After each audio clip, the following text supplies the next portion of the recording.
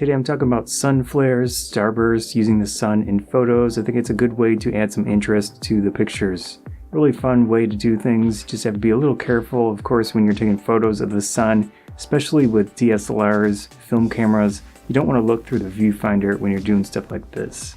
And generally you want to have objects in front of the sun, which we'll get to. Let's get started. The shape of the starburst and the number of rays coming out of it depends on the aperture of your lens, the shape of it, how many blades you have. That's something to look into if you are really interested in using that look in your photos. You can experiment with different lenses, different apertures. Definitely the smaller the aperture, the more pronounced that will be.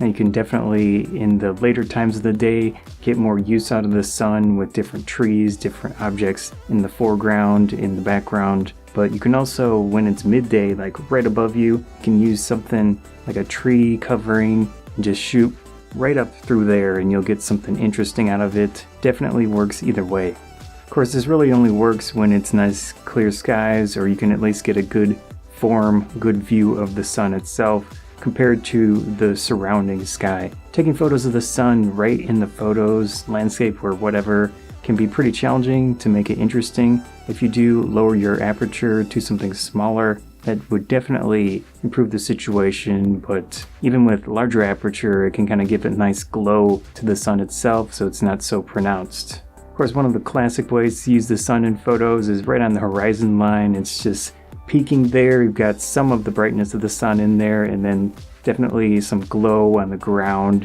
It just works really well in that situation. Another basic one is using the clouds around, if there are any, just to cut out a little bit of the brightness of the sun itself. Definitely a great way to take some photos. What I do most often is use trees in the foreground, plants, anything of that nature where I can use that branch to cut some of the sun's light out. And definitely if you make your aperture smaller in those situations, you'll get those starbursts, nice sharp bright rays of light coming out, and it looks really interesting most of the time. If you do use large apertures in those situations, it can look pretty interesting as well, but it'll be more soft. Again, with using objects to cut out some of that light, the leaves are especially interesting to use because a lot of the time they're somewhat translucent, so you do get some of the light cut out, but also some of the light glowing through the leaf itself, and then just a little piece of the sun peeking out.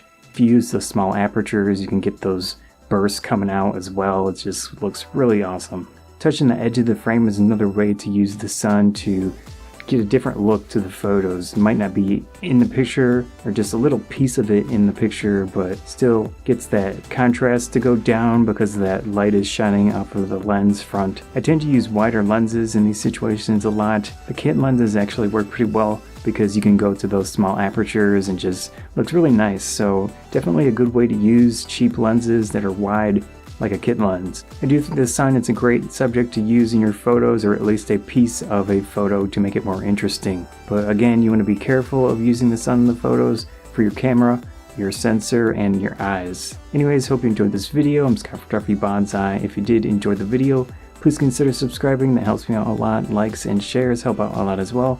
Thanks again.